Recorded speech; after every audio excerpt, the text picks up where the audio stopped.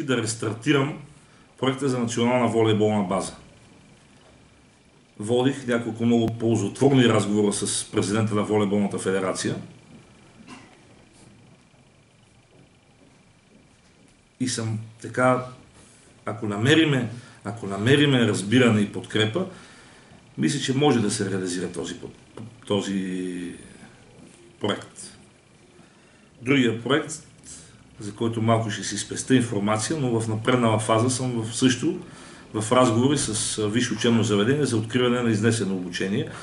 Само че за целта трябват доста силна законодателна подкрепа и аз чрез депутатите, които познавам, ще се опитам да я осъществя.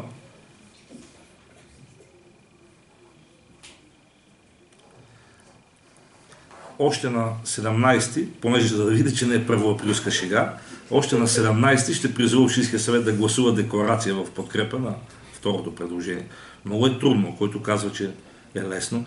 Виж сега, аз ви разбирам, нали?